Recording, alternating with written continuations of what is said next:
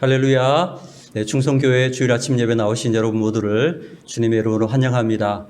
오늘 우리에게 주신 하나님 말씀을 함께 보시겠습니다. 하나님 말씀은 구약성경 608페이지 역대기상 1장 1절에서 7절까지입니다. 역대상 1장 1절에서 7절까지 있는 말씀을 다 함께 한 목소리로 봉독하겠습니다. 말씀 봉독할 때에 오늘 우리에게 주시는 주님의 음성이 모두 들려지기를 바랍니다.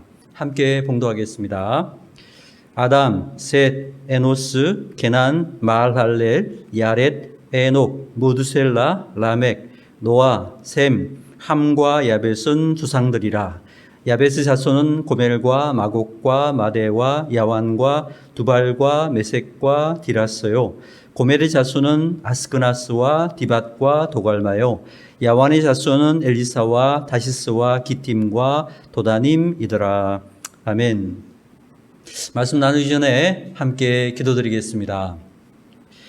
아버지 하나님, 복된 주일 예배 시간을 허락해 주셔서 감사합니다.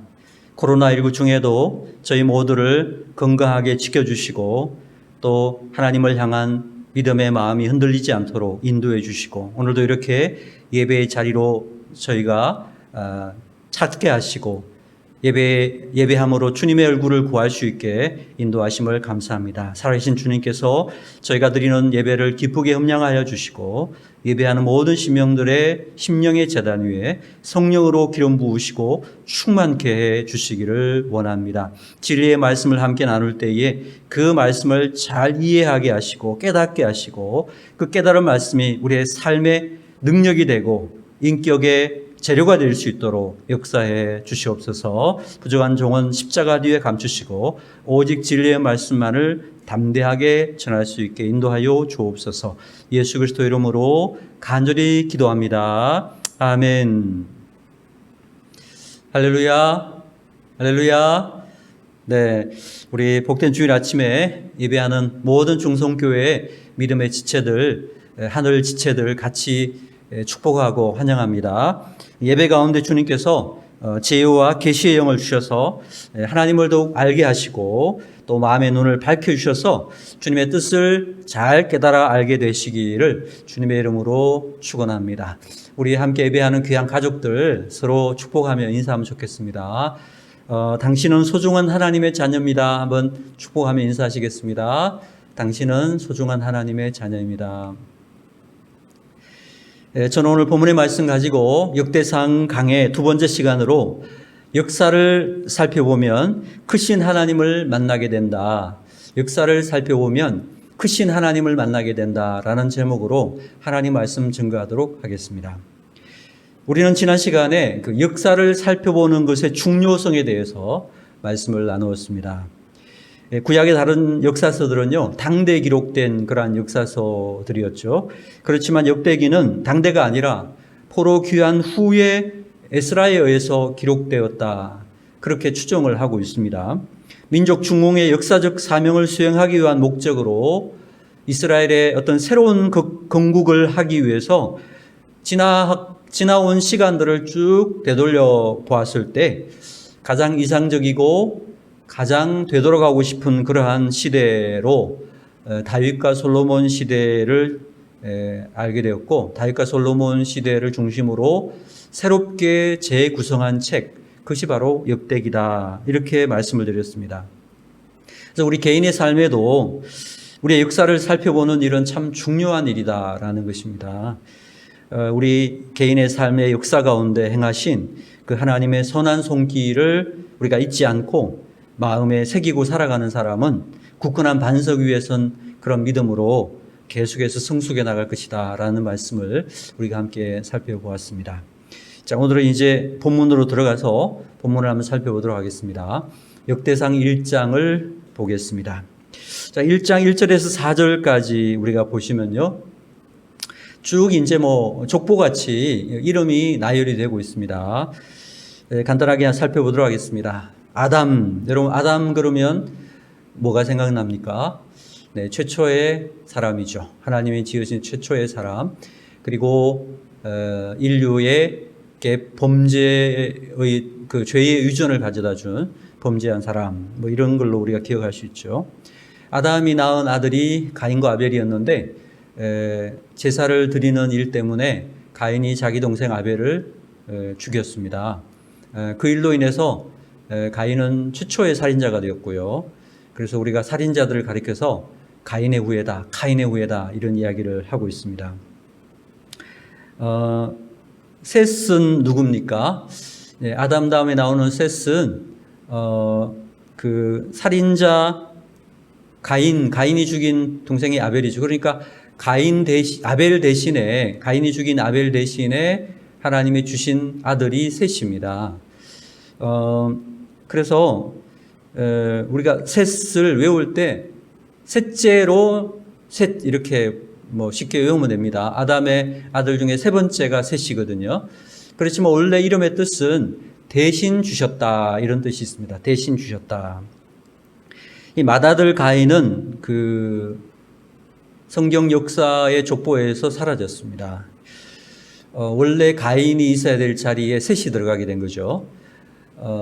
여러분 태생적으로 장자라고 해가지고 무조건 족보에 이름을 올리는 것이 아니라 그의 인격과 삶과 믿음에 따라서 이렇게 바뀔 수 있다. 그렇죠? 아무리 막내지만 다윗 같은 사람은 막내지만 하나님 앞에 쓰임받고 하나님 나라의 족보는 가장 장자로 기록되고 있지 않습니까? 이런 부분들을 우리가 유념해 둘 필요가 있죠. 그래서 이 믿음의 역사 또 믿음의 족보 안에는 출생의 순서보다 중요한 것이 하나님의 뜻과 또 그 뜻을 붙잡고 믿음으로 얼마나 살아갔는가 이러한 부분들이 굉장히 중요한 부분이다라는 것을 알 수가 있습니다. 그 다음에 그 에노스, 게난, 마할랄렐, 야렛 아무 내용이 없습니다. 이름만 적혀 있고 이분들의 스토리를 우리가 알 수가 없습니다. 그리고 에녹이 나오는데요. 에녹 그러면 죽지 않고 승천한 분이죠. 그리고 그 에녹이 낳은 아들이 무두셀라인데 무두셀라 그러면 뭐가 생각나죠? 네, 가장 오래 사는 사람, 성경에 나오는 가장 오래 살은 인류 역사에 가장 오래 사는 사람이 아닌가 969세까지 살았는데요. 에녹이 무두셀라가 언제 죽었느냐 시간을 계산해 보면은 노아 홍수 때 그 홍수에 죽은 걸로 이렇게 계산해 보면 나옵니다. 자, 그 다음에 라멕, 노아 이렇게 나오죠. 노아는 노아 홍수로 굉장히 유명하죠. 그래서 노아 홍수의 이야기가 굉장히 창세기 6장부터 여러 장으로 이렇게 나오는데요. 그리고 노아 홍수가 끝나고 그 아들들의 이야기는 또 거의 없습니다. 노아 홍수 이후에 노아의 세 아들이 셈, 함, 야벳입니다. 그 함에 대한 이야기가 좀 나오죠. 아버지의 하체를 보고 비웃었다. 그래서 저주를 받았다. 우리가 이 정도는 알고 있습니다. 그 노아의 아들 중에 다는 살펴볼 수 없지만 잠깐 좀 간단하게 살펴보면 야벳의 아들들을 우리가 좀 알아볼 필요가 있습니다. 6절을 보시면 6절 보세요. 야벳의 자손은 고멜과 마곡과 마대와 야완과 두발과 메섹과 디라스요 이렇게 되어 있죠. 야벳은 일반적으로 백인 계열로 알려져 있습니다. 팔레스틴을 중심으로 북쪽 그리고 서쪽, 서북쪽 이렇게 이제 이동을 해서 살았던 사람들인데요. 서쪽으로는 스페인이나 영국까지 갔고요. 북쪽으로는 러시아까지 갔고요. 서북쪽으로는 스칸디나비아, 스웨덴, 노르웨이 이런 사람들의 조상이 바로 야벳의 그 종족들이고 후손들이다 이렇게 볼 수 있습니다. 여기 그 야완이라는 거는 그리스 사람들입니다. 그리고 두발은 아제르바이잔 또 아르메니아 그쪽으로 간 사람들이고 메색은 러시아 쪽 사람들을 말하고요. 마곡, 마대, 고멜 다 그쪽의 종족들이라고 할 수가 있습니다. 8절 보면 함의 아들은 구스와 미스라임과 붓과 가나안이다 이렇게 돼 있죠. 여기 함은 이제 흑인 계열의 사람들입니다. 구스는 이디오피아 쪽 사람이고요. 미스라임은 그 애굽, 이집트를 말합니다. 우리는 애굽, 이집트 이렇게 말하는데 그 유대인들은 미츠라임이라고 해요. 미츠라임 이렇게 부르고 있습니다. 붓은 리비아입니다. 리비아. 가나안은 가나안 땅에 그냥 살고 있는 사람들, 가나안 사람들을 말합니다. 9절 보면 구스의 아들 중에 스바와 드단이 나오는데요. 아라비아 쪽으로 갔다 이렇게 볼 수 있죠. 그래서 이 스바가 어디에서 나오냐면 솔로몬 왕 시대에 스바 여왕이 나오죠. 스바 여왕. 그게 아라비아 쪽에서 왔다는 거죠. 스바. 자, 12절을 보시면 블레셋이 나옵니다. 블레셋. 성경에 자주 등장하는 나라가 블레셋인데 유대인들과 계속 이스라엘과 싸웠던 그러한 민족이죠. 그 블레셋의 대표적인 사람이 누구냐? 골리앗 장군입니다. 다윗과 싸웠던 골리앗. 그 블레셋이 함의 후손이었다. 이렇게 알 수 있습니다. 그리고 13절을 보면 가나안은 맏아들 시돈과 헷을 낳고 이렇게 되어 있죠. 여기 시돈이라고 하면 우리가 예수님께서 두로와 시돈에 대한 이야기를 하셨는데 그 시돈 할 때 시돈을 말합니다. 노아의 손자죠. 그리고 헷은 우리가 일반 세계사에서는요, 히타이트 족속으로 알려져 있습니다. 히타이트. 이걸 성경에서 헷이라고 이렇게 표현을 했습니다. 고대 근동에서 문자도 발명을 했고, 고도의 문명을 이룬 아주 강한 민족으로 이렇게 기록이 되어 있습니다.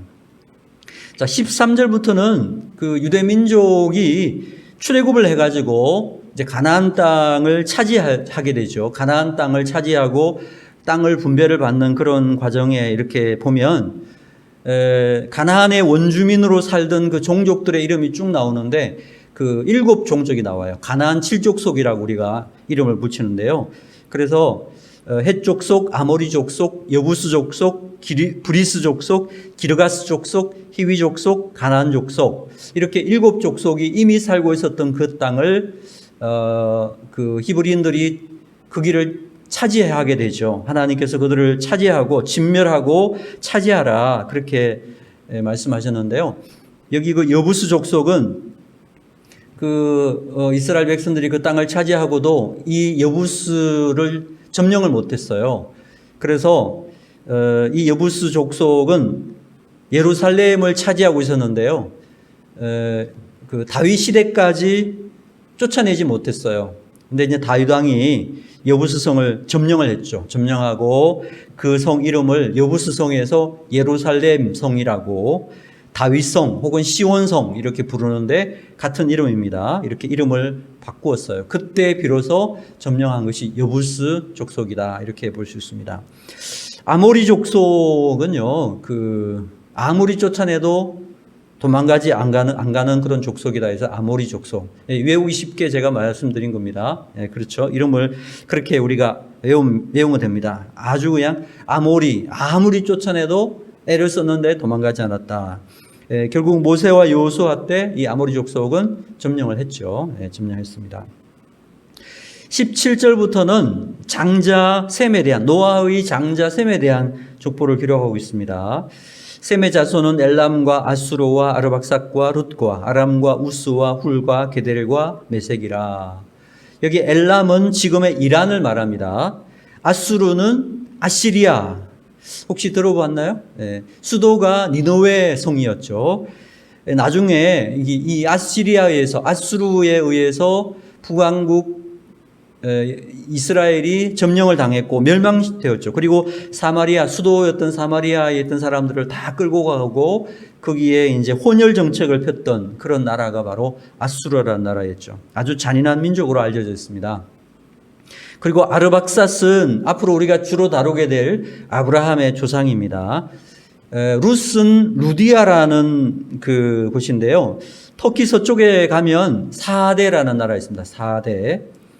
요한계시록 7교회 중에서 4대 교회가 언급이 되죠. 그 4대를 말합니다. 이 루디아라는 나라의 수도가 사르디스라고 하는 곳인데 그것이 4대입니다. 4대.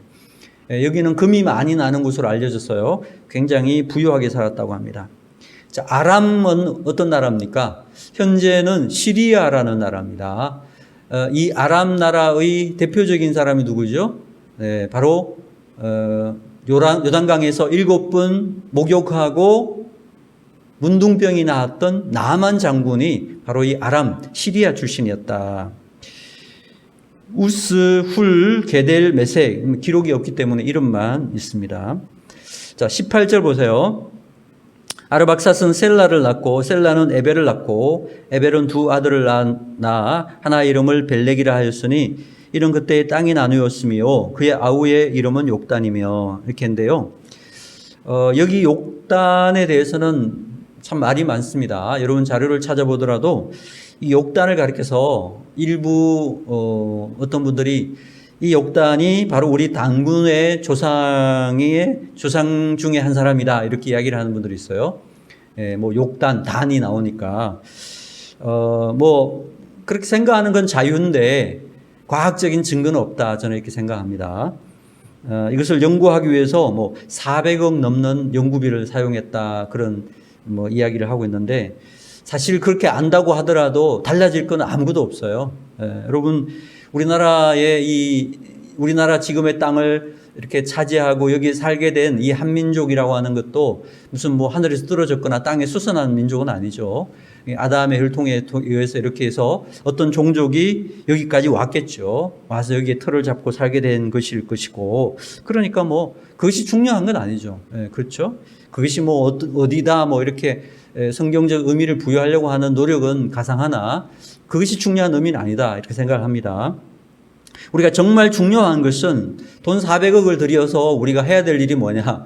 욕단이 우리 그 단군의 그 조상이다 뭐 이렇게 말할 게 아니라 성경 전체를 통해서 우리에게 보여주시고자 하는 하나님의 그 뜻이 뭐냐. 하나님이 우리에게 뭘 요구하느냐.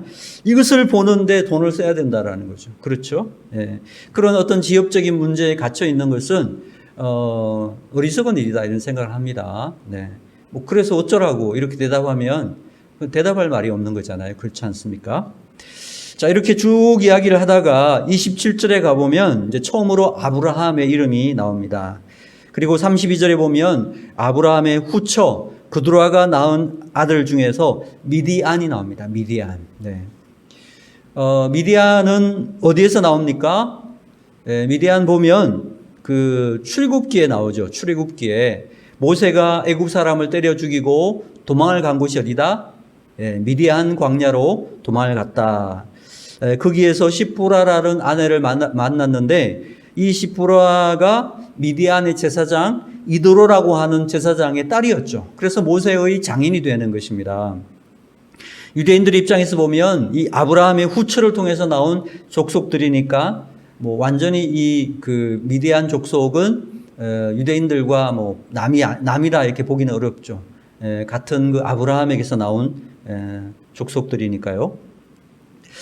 그런데 성경에서 보면 이 유대인들 이스라엘과 늘 적대 관계에 있는 족속들은 크게 세 종류의 그 족속이 있습니다. 첫째는 사라의 몸종 하갈에게서 태어난 이스마엘의 족속들과 유대인들이 갈등을 되게 많이 겪었어요. 지금도 사실 이 이스라엘을 둘러싸고 있는 이 중동의 많은 사람들이 거의 다가 이스마엘 사람들이거든요. 그래서 계속적으로 갈등이 있고요. 둘째는 그 아브라함의 후처인 그드로아에게서 난 족속들이 또한 유대인들과 갈등을 계속 일으켜요. 그런 갈등이 있고, 셋째는 함의 후예들이 속을 썩였어요.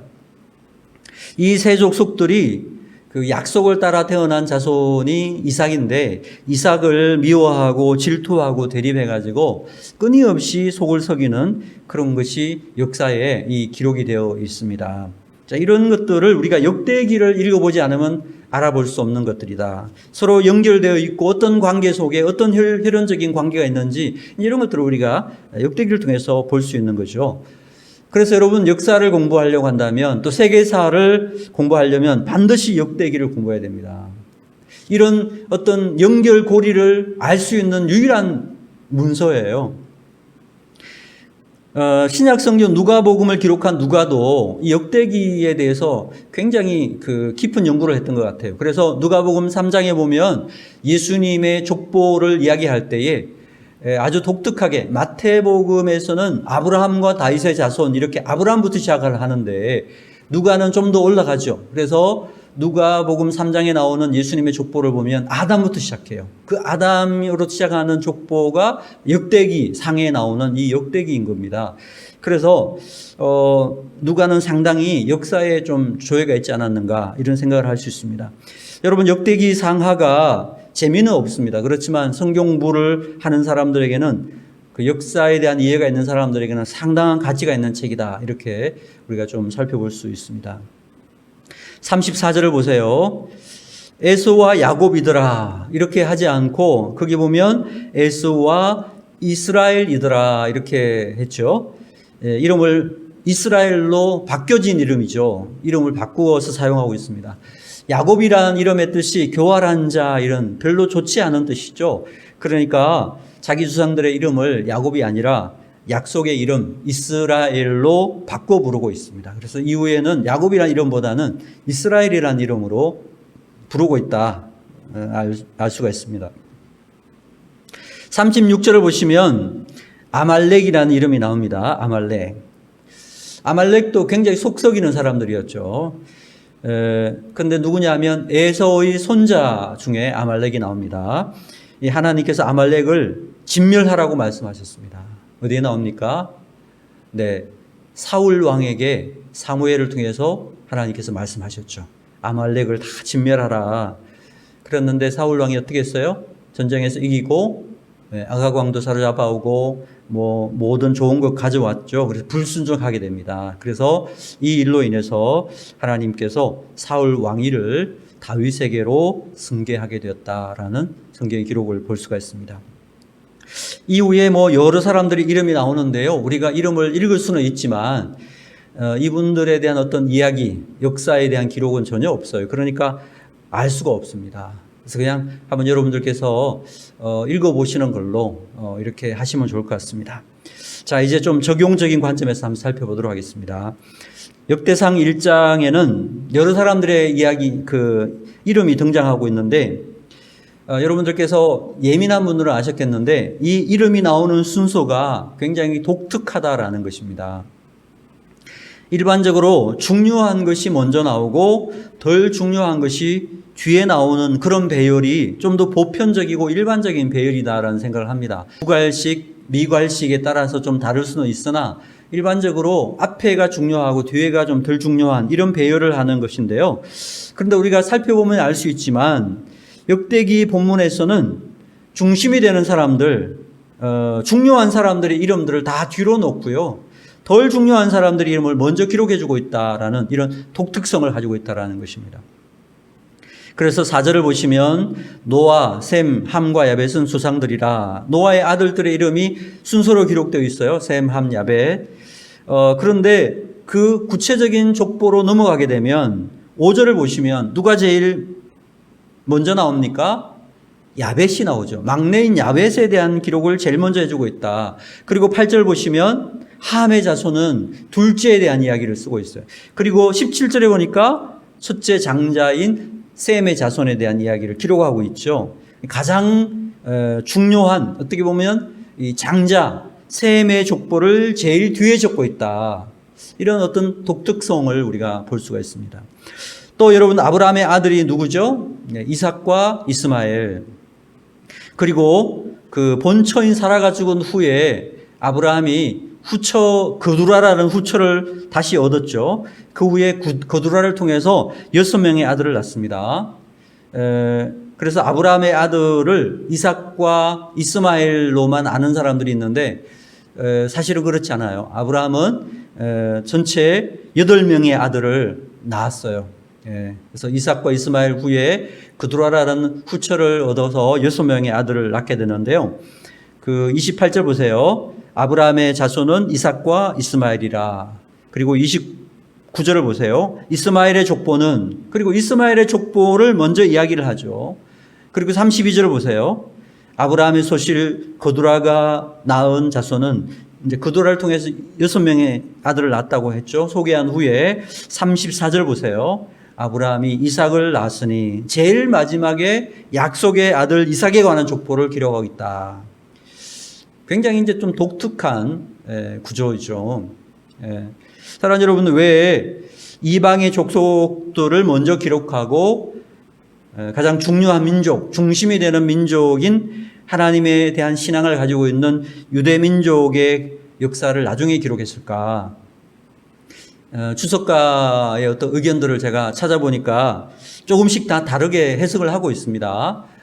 여러 가지 이유들을 설명하는데 제가 제일 동의하는 해석은 이겁니다. 자, 역대기의 저자로 알려진 분이 에스라라고 했죠.